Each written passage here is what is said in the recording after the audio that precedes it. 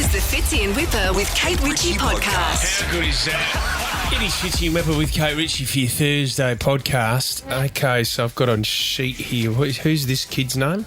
Keith Urban. Is that how you say it? My gosh, apparently he's a gun guitarist and an amazing performer. Never heard of him. Keith Urban's coming on the show. Kate, do you know anything else about him? I think he might have a lovely wife. Yes, I think he has an actress wife. Says here that he's going to be bringing the old axe out and performing for us, having a bit of a jam. That sounds exciting. Keith he's great, isn't he? Yep. Like, I'm not joking. He is one of the best guitarists in the world. Well, that's what they say. I mean, I don't know how to gauge that, but I'm guessing it's true. I've got to be guided. Well, he might do a couple of solos for you, Kate. It's in the podcast. Actually, he does. Don't pretend you don't know. That's exactly what he's going to do. We threw just songs out of him that we play here on Nova, and he just picked them up straight away. He's a freak. You hear that in the podcast? This is the Fitzy and Whipper with Kate Ritchie podcast. We need to talk about Taylor Swift and Travis Kelce. Oh, Splitsville, you mean? Well, let's Next not stop, Splitsville. Let's not jump the gun. He's just signed a podcast deal worth $140 million with his brother, so he's got what he wanted out of the relationship. Oh, Mate, now come how on. dare you? That's with the brother, isn't it? Yep. Yeah, okay. So yesterday, you may have seen the news that there was like leaked photographs of a document sitting on top of a desk. Yeah. I mean, not being hidden, not with secret, fake names. What's or it anything. titled? It basically, what the media outlets were saying is this is a real life photo of a contract that may blow the Taylor Swift and Travis Kelce love story into smithereens and suggest that the love story that we have followed and wanted so much to be real was just in fact a big plan between two PR companies of both these names. You're kidding me. For a year-long romance, and the contract was detailing how it was going to be, how they would break up and how it would be dealt with grace. Do they actually do this stuff? Yeah. Because isn't there a guy that's come out and who actually wrote a book he's been behind some of the biggest controversies and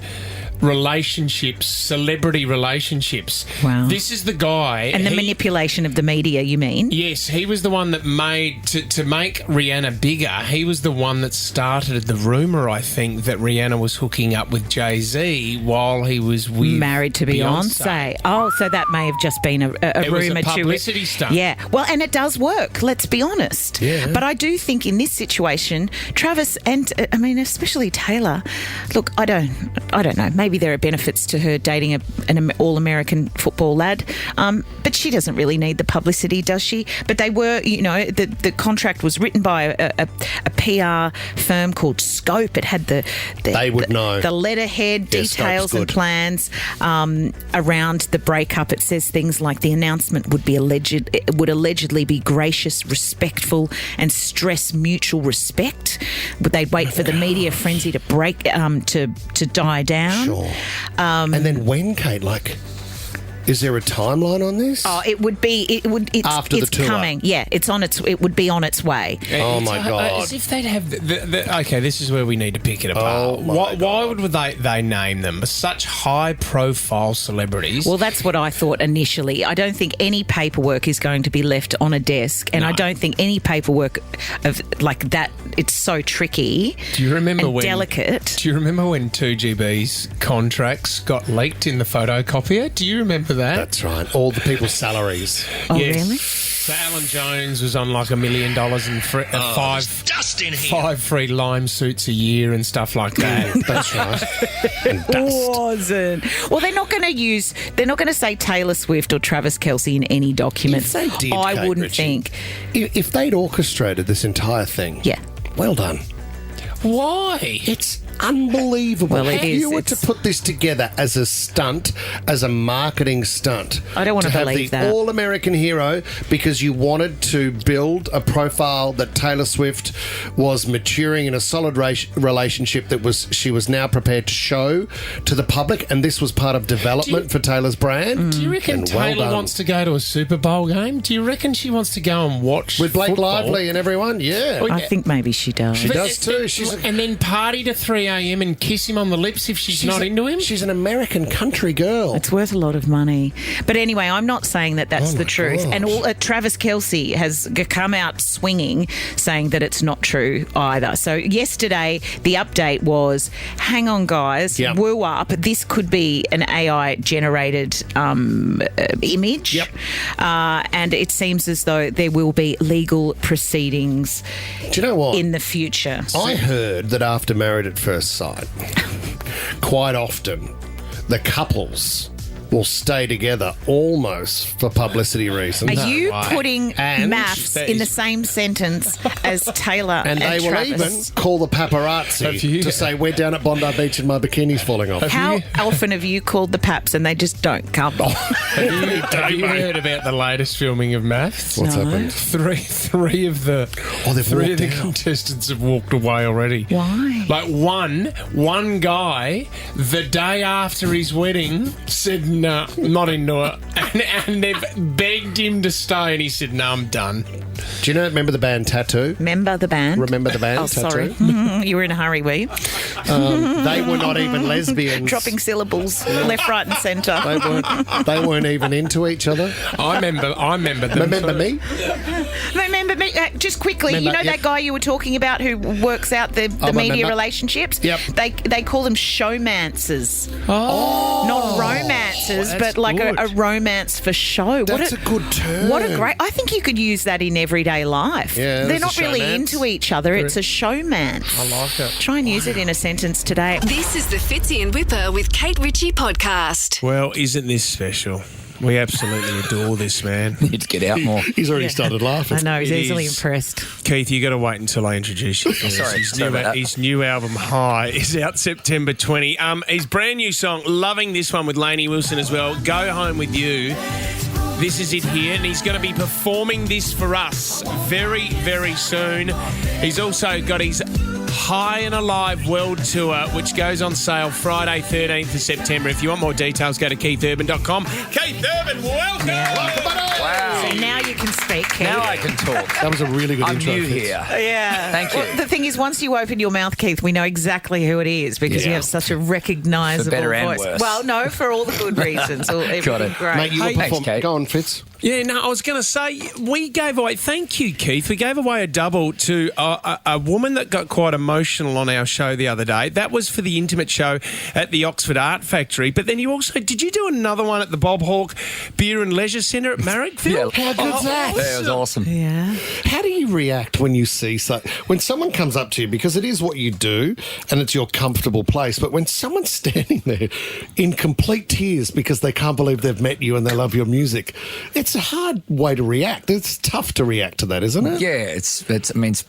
it's beautiful. But yeah, of right? course. It's really powerful. But I always think it's the power of music. Yeah. That's what it is. And I feel that too. Can we talk about intimate performances, Keith? And when you first started your career, because I mean now you're playing huge arenas, but give us something like what's some of the smallest venues that you've played and some of the responses that you've got from crowds when you first started as a musician? You mean going back to the beginning kind of thing? Yep. Beginning.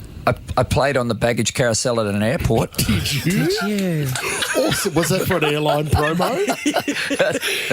Did you really? Going Yeah. round and round? For a free flight? So my manager at the time was like, I got us some free flights. And I was like, oh, that's great. And he goes, oh, well, we got to play a gig at the airport, but they'll give us the flights for free. And I went, what do you mean a gig at the airport? And he goes, oh, it's a little regional airport. It's in Tamworth. And I'm like, oh, they got a little stage there. And he goes, I'm not sure. We'll see what they got. So we get there. I got a little three-piece band. Yeah. And we meet the airport manager.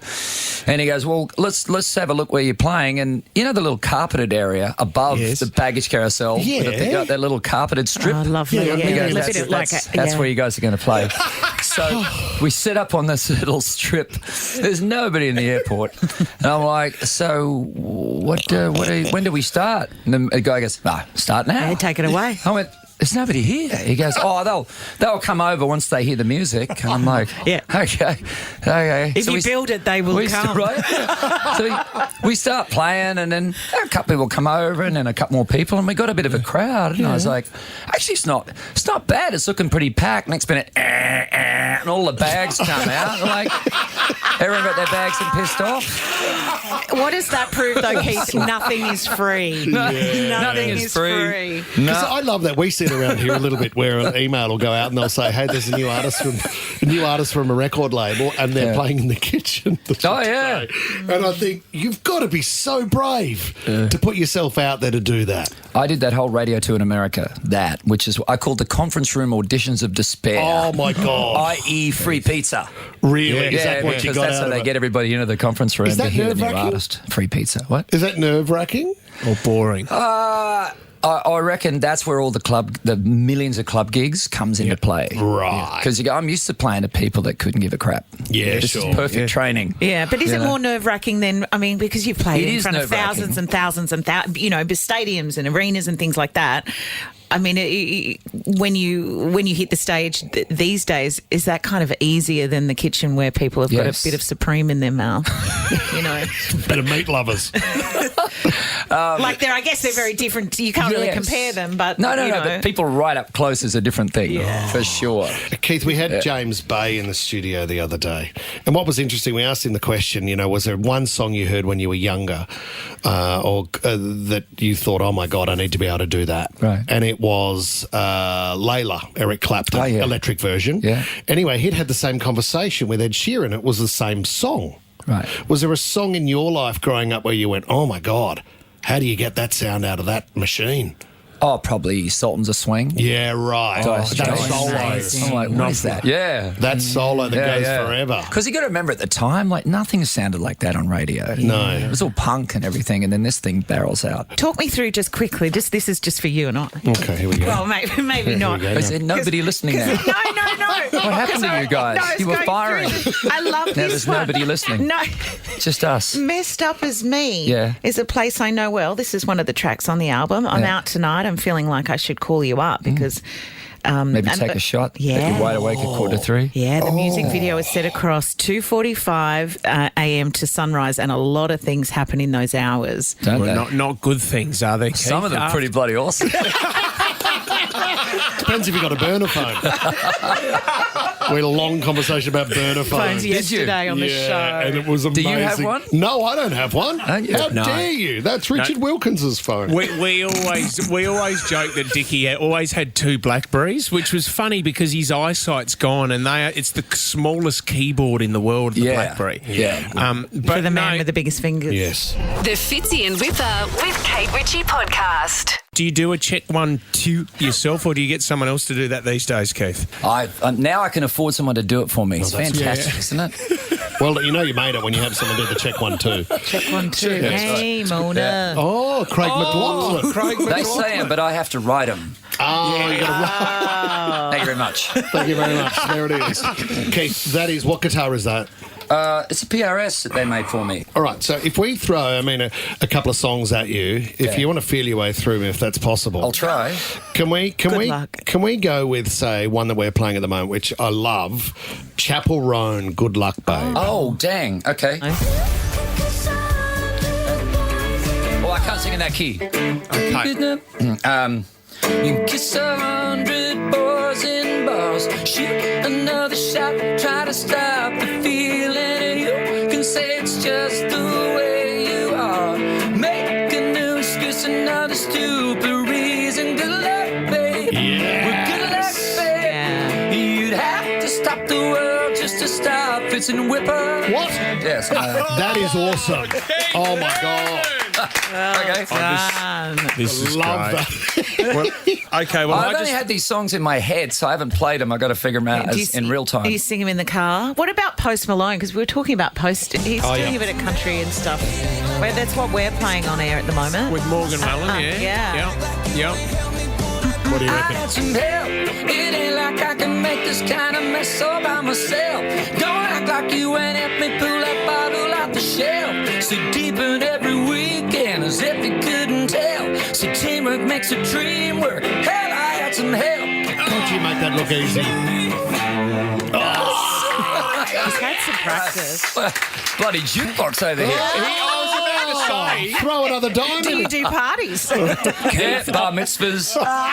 Keith, I'll do a bris. I got myself a jukebox, 7-inch, 45 RPMs. Do you have any old ones at home that you can send me, Keith? Because I'm loving the jukebox. Yes, I got given a jukebox for a gig I did one time up at the Barclays Centre in New York. They give you a gift and they covered it in graffiti and everything and loaded it up with all these 45s. Wow. It's great. I'm having so much fun. You've had everyone here. Miley Cyrus, Flowers, Tom's favourite song. Can you do a bit of Miley for us? Okay, that's a little high. I can buy myself flowers. Yeah. Write my name in the sand. Talk to myself for hours. Say things you don't understand. And so on. It's a bit high. Oh, Keith, can you tell us about Miley Cyrus and the talent of Miley Cyrus? You've I performed love with Miley. her before, haven't you? Yes. I've always loved Miley. I love it. That voice, man. That voice, like no one's like. She sounds like an ashtray. Yeah. And I mean that as a unique, compliment. isn't it? I literally mean that as a compliment. Right? Yes. She sounds like the carpet at the RSL. Your shoes are sort of sticking to it as you walk through. I love If she's her. an ashtray, what's Tom Waits then, Keith? Gosh, my I think he's just the nicotine. Yeah, he's all the yellow stuff in the Does cigarette. Nicole spend her time at home asking for I hope requests? so. I mean, imagine living with you if you're like a He means jukebox. music. They said, did Nicole spend her time at home making requests? I was like, she moved need to out. get to the last part. Does she do that? Is she sitting there going, Keith, give me a bit of this one, I like that? Sometimes. Or does she say, Keith, just put it away, I'm trying to watch a movie? Well, that's a Noise. different conversation. That is a different chat. The jukebox is broken. Keith, what about a big one on Nova? This has gone global as well. Dasha Austin. Dasha, Yeah, we had her in the studio. She's great. this is a massive song. Massive song. That's a little high. Okay. Did your boots stop working? Did you I've done the words. Did you run through money? Did your ex find out? Well, there's a way and there's a will, and I'm damn sure you lost it. Didn't even say goodbye. Just wish I knew what caused it. Awesome, Keith. She sat in with us and played that song in Nashville. I think you can probably find it on YouTube. Yeah, right. Yeah. Yeah. When I said, come and sing Austin with us. Yeah. And I said, but we should mash it with something else, to kind of prove the country connection of the song. Yep. And so I suggested, we got married in a fever, hotter than a right. pepper sprout. Oh, wow. With Johnny and Johnny June. Cash, She yeah. was way up for it, so we mashed those two songs together. What a great. Yeah, it was really fun. Keith, the country genre is massive around the world, we know that. But in Australia, we are seeing something. I have never seen a genre rise so much than it is in Australia at the moment. Now, you've always known that it was going to hit the shores at some stage, but I cannot believe, and I mean, you've got Beyonce doing country albums now. Yeah. Post Malone's doing country albums now. Yeah, Lana Del Rey's got one coming out soon too that I've heard a couple of tracks off. It's amazing. Is that rewarding or frustrating? I think it's great. Yeah. Yeah, it's great. I mean, all this stuff converges at some point. You know, it's just, I would say, historically, the only thing that's changed about country's always evolved, shrunk, expanded, expanded. It's always done it. Right. The only thing that's changed now is that all those pop acts are coming to Nashville. Trying to get on a collab with someone from country, which is it's never happened before. Yeah, and it is Nashville a bit like, hang on, guys, we've been doing this for ages. It's a funny thing because you still need the support of the system in Nashville. Sure. And if you go about it the right way, like Post did, Yeah, you'll see the love. and respect. Yeah. I guess respect. And Who are the young guns that are breaking the mould, do you reckon, Keith? Is it your Zach Bryans? We spoke to Luke Combs the other day. He seems to be breaking into our market here on Nova, you know, which has been hard to do for a long time. Look, they're just rootsy, authentic storytelling Yep. people, Yep. and they're legit. And that's what Aussies like legit. So Luke is legit, Lainey Wilson's legit, Morgan Wallen's legit. Yes. They're just legit people. And I think a lot of people are just sick of the BS with a lot of artists. You're like, what's real, what isn't? Sure. So, you know. It's so good to have you back home. Were you on the Harbour Bridge this week as well, climbing that? Yeah. No painting. It's good to have something to fall back on. We went for a bridge climb. Well, I've done it before. Have you guys done it? Yeah. Of course you have, right? I love it. You have to do it. But my band hadn't done it. And so I thought I'll take them all up. Great Mate, thing thank to you do. for coming in and playing. That's really special Oh, my to see pleasure. it. It's really special to see it live and so close Yeah, up. amazing. So thank you, brother. Love you, mate. Thanks, Love you Keith. too. Thank you. This is the Fitzy and Whipper with Kate Ritchie podcast. What have you got, Tom? Oh, the next story, which I'm excited about. Sorry. I mean, we could talk flocking or this amazing call you had yesterday. Oh, she was incredible. Oh, Yeah. my goodness. It was Charlotte, wasn't it? And it was, I mean, we were talking about burner phones. For one, I had no idea how many people have burner phones. And by the way, my mother told me last night, Fitz, when she had listened to the show, she said, oh, and by the way, because she always gives me a little Yeah. review. She had a Her burner review, phone. no, she didn't have a burner phone, but she said that story that Fitz said about the burner phone, he obviously made that up. No, you got an air check. And I said, no, can I tell you, I know who the person is, and we'd been talking about it the day before, and then remarkably it made its way to the show. That burner phone is a legitimate story from Fitzy's life. Kate knows who the guy is. Yes. That's what made it even more juicy. Oh, my God. Let's have a listen to the call we got yesterday. I had broke my phone and I asked my family who had a spare phone. My sister-in-law had said, oh, I've got a spare phone, I'll let you have this one. So, you know those old phones that it came up with a message at first? Hers said, I love. So I had a look through and there were messages in there from maybe up to 5 different men. When I got down to another message, it was my current partner. So my sister-in-law, What? I know. The time in which she was talking to him, my brother, her husband, was in hospital with cancer. So just horrific. Needless to say, she's now my ex-sister-in-law. But I made sure I did that in front of the whole family, just so everyone understood the situation. What, so your mum and dad were there? Yeah, absolutely. I went and got a burner phone yesterday. It just sounded like so much fun with all the calls coming through. I mean, I'm surprised you don't have one, Fitz, because you love a bit of gossip and like all the stuff going on. So many elements to that story. I know. It kept getting better, and that's the way she delivered it so well as well. And we were like, oh my God. And she's like, wait, it gets better. There's another layer to this. Extraordinary. I want to know, 13 24 10, if a bombshell has been dropped around the family table, where you've got everybody together, you've sat down and you said, I need to tell you that. What was that moment? Because you never know if that's the right environment to come out with something significant. I think sometimes people do it because they feel as though it's the best way to do it with an audience for maximum effect. It's not just telling everybody at the one time to keep it simple. Oh no, it's not time management. It is drama. I think it's maximum impact. Yeah. And you know what? It doesn't have to be just the family. I mean, let's put it out there as well. Weddings, Yep. funerals are a great one as well, where secrets can be brought up in front of the whole family. Exactly. And friends. Friendship groups, especially, I think we've even heard a story on this show where you know that somebody's playing up on somebody else and you know that the wife is being treated like a fool. So let's get all the friends together and say, hey, mate, what have you got to tell your wife? Because we all know and we're going to tell her if you don't, kind of thing. I remember Dad did it in front. We were young kids at the time, and it was when credit cards first came out. And Mum went on a shopping spree. Mum went crazy. And I remember Dad calling my sister and I in, and in front of it, Dad goes, all right, I need to tell you this because these credit cards, we've decided to get one because everybody's getting one.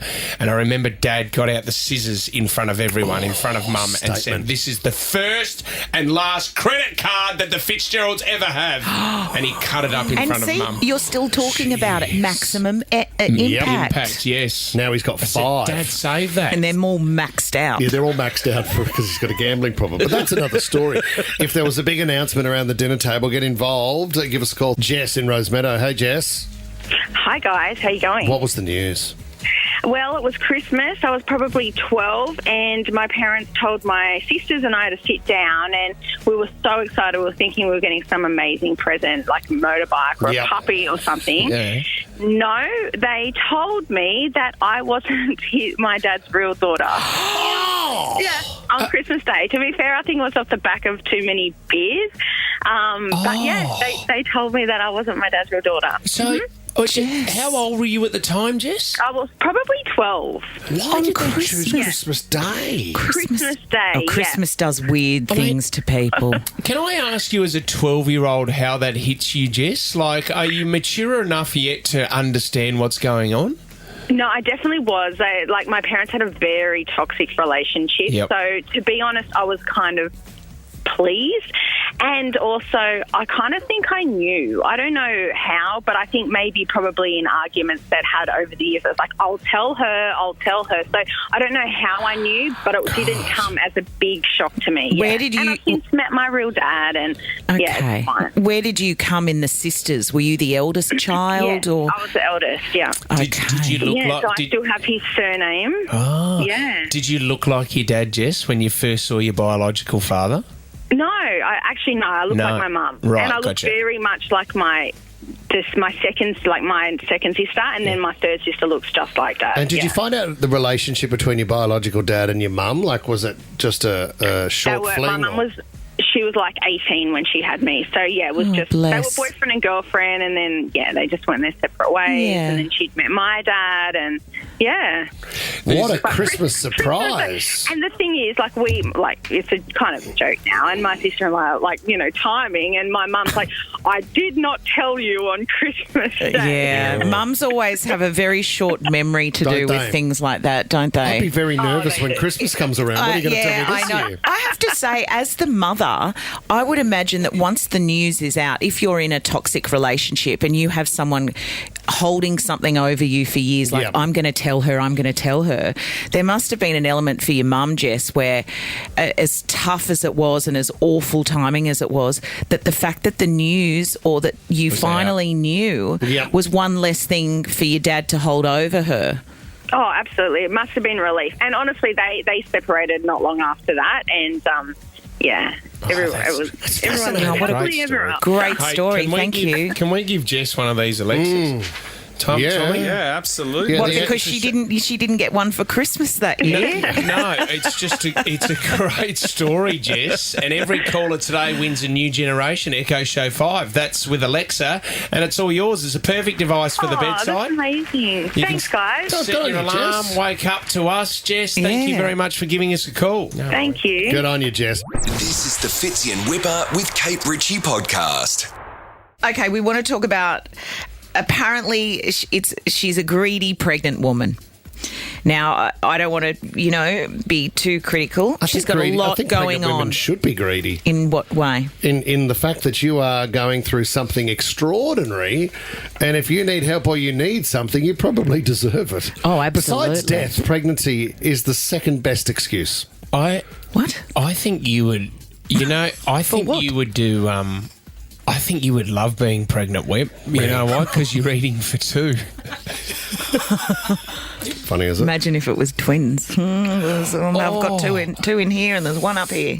Sorry, mate. Do you know, because, Kate, I don't know. If I want to get a seat at a restaurant or something, or I don't want to go to an event, okay, to be able to say I'm pregnant is the ultimate excuse. That's what I'm saying. Besides death, pregnancy's next. I don't think people fall pregnant in order to have an excuse not to go. We don't know. Not to go. The kid is just a side bonus. I do think that having children can become a good excuse. Oh, yeah. I just can't get care for the kid. Anyway, we're talking about this woman because there's a bloke that she works with, and he has had enough of working with the pregnant woman because he's trying to be considerate. Yep. Like you said, I'm considerate of the woman. She's going through a lot. But they work in a hospital. She's just one of his peers. Yep. And she's still working, although things are a little bit tough. He does say, though, that she's nice but pretty lazy. So that's how he starts out. Now, what What he's upset about is that everybody at the workplace has been expected to throw in money to put on a bit of a baby shower for her. So give us a call, 13 24 10. If you are just overspending money on other people's kids, Other people's and gifts, celebrations. and what do you mean I've got to put $20 towards this gift, or we're buying flowers for Jan on Friday, it's her birthday, can you please transfer $10 to my account? Do you know, Always like a bridesmaid. Push presents. all of that. Well, that's up to the partner, isn't it, to buy the push present? Steve, you're on cupcakes. Am I? What was your push present? Did you buy a push present? You've had 3 push presents, haven't you? Yeah, 3 push presents. Really? I never got one. It annoyed me a bit. They were C-section births too, so really you haven't really done. He's joking. He's joking. He's so brave. It's only a joke. Do you know what I mean? Like, Oh, no, I'm actually going to save you here, because that is one of the that's most what Tom's tried to do. piggish things that anyone could ever say. Do you know what's even worse? Not buying your wife a push present. Because Brian. she got the C-section, did you get a Chanel or Coco, or what did you get? Well, it was up to her. I mean, I said to her also, the greatest present possible is a new child. So how do we top that with a brand? You didn't say a new child, got a new do you? one. It's not like a car. This is the latest design. Look how new it is. Oh, wow, it's so shiny and new. It's a 2020 model. This is extraordinary. Are you done? I'm warming up. Anyway, I didn't get a push present. Anyway, it doesn't matter. Anyway, so that he's had to put in all the money in, that, like you said, they've done the baby shower. And then she's come back to work after the baby shower in the week still leading up to the child.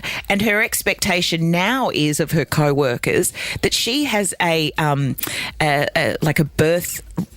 baby birth registry, which I didn't know you could have, on Amazon. What, for more presents? Yeah, has let all of the other employees know that if you'd really like to contribute to the birth of the baby, I've put all of this stuff on Amazon, and these are the things now which are, the necessities for a child to come into the world, whether that be, nappies and all of the day-to-day stuff. But, I mean, my honest opinion is that a child doesn't need anything but you and love. Do you know what, Fitz? So What don't get bogged down in, like, I didn't have a flashy pram. Don't get bogged down in all that stuff, because when the baby comes, it's not important. The bubba needs you. That is it. On our wedding day, Tom Williams, Tom the Chippy, Thomas Napier, stitched me up a beauty. I'm about a week out from our wedding. He says, what have you got, Lisa, for the wedding day present? What? And I said, a wedding day present? And he said, yeah, the tradition is that you have something special on the morning of the wedding. I said, she's already got an engagement ring. Yeah. She's about to get another ring on the day, which I'm getting one too. And you're about to get married. And you're about to get married, so you've had the biggest win of all. And she won't be having a win that night, that's for sure. You know what I mean? Oh, yeah, it could be the consolation prize. She's snagged, like, top dollar. Like, congratulations. Top shelf. On the chalky wheel. Top shelf man. Like, for life, you get that. That's not pretty for good. life. Well, Not for life. It's never, quite often 1 out of 2 is not for life. Is it? Or 2 out of 3? Statistically, it's on the line. Okay, I'm going to continue to save you here. Let's go to Monica and Wollongong. Good morning, Monica. Good morning. Now, tell us, you're having a baby. Do you have one of these registries? No, I am having a baby shower in a few weeks, but there's no registry. If you choose to bring something, you can, but it's just to come and celebrate us and the baby that's coming. So wow, that no sounds... expectations, but if you would like to get us something, they know that they can touch base. Monica, you're either in or you're not. You've got to say, what did you write down on the invite? Did you say, look, we don't need anything, or what did you write? We left it completely blank. Do you know what I've heard of, well, Monica, that's a test. That's a test. Mon, you know what I've heard is frustrating? You throw a baby shower and then everybody turns up and you might have a glass of champagne. Some people get sloshed, but poor mum-to-be can't drink. Yeah. That's another bad behaviour that you see at these parties. We just don't have champagne there. Do they still do the nappy test thing? What's that? What's the the nappy exercise test? that they do with the chocolate in the nappy and you taste it or something? Isn't that a funny Sorry, mate. exercise? Oh, is this What's like a little this? game at yeah, the... a game at know. the baby shower. What What, do do you they do? do?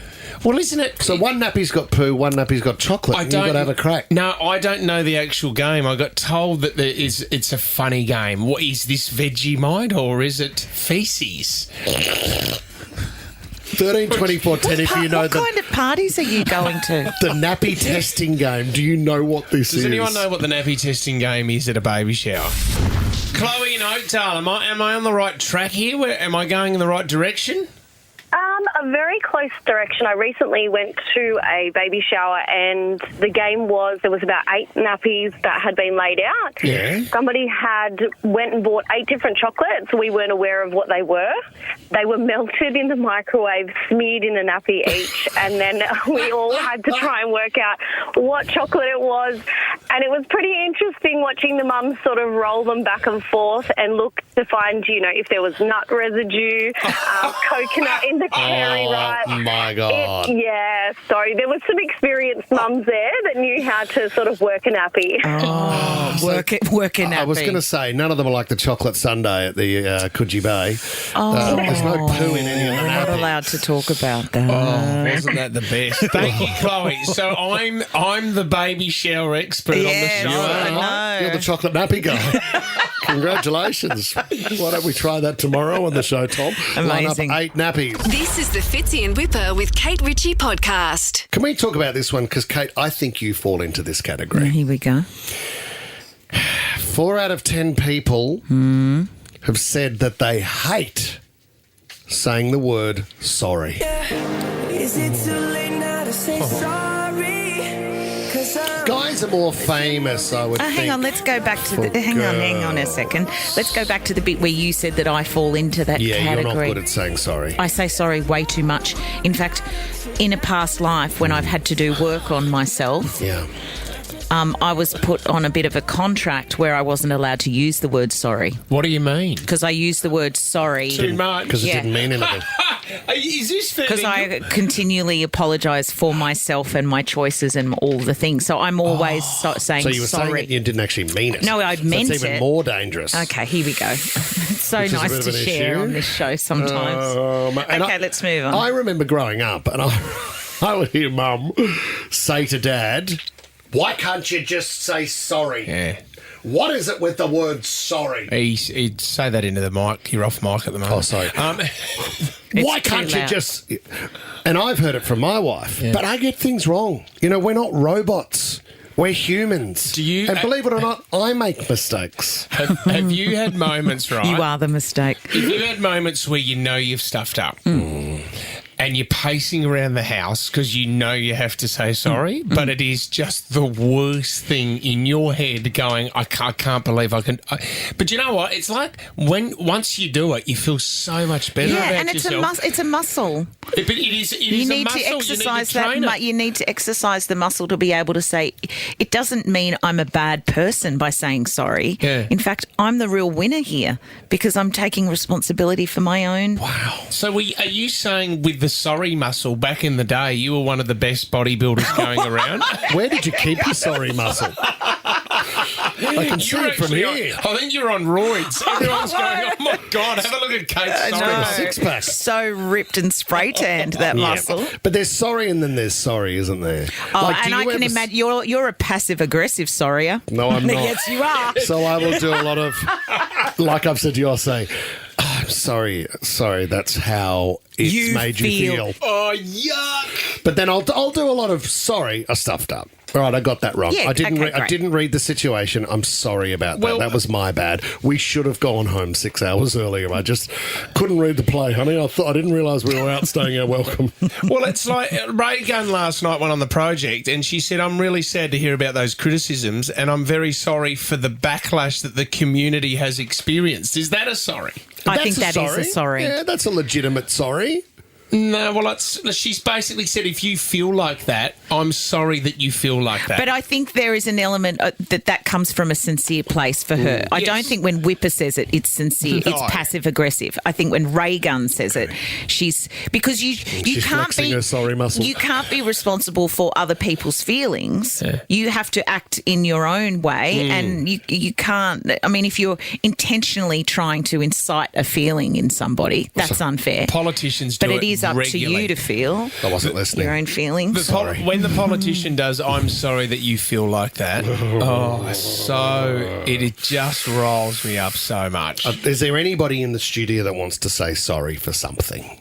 Like right now, put it on the record that you're okay with saying sorry. Well, this show's been going for close to 14 years. I've been apologising to everyone for 14 years. The audience. You want to say to Sydney, I'm sorry. Sorry, we'll be back at 6 o'clock Hey, Sydney, tomorrow. I'm sorry that's how we've made you feel. It's usually other radio shows around Sydney announce that they've got contract extensions. We apologise every time we get one. Sorry, guys. We're going to be here for a bit longer. Fits in Whipper with Kate Ritchie is a Nova podcast. For more great shows like this, download the Nova Player via the App Store or Google Play. The Nova Player.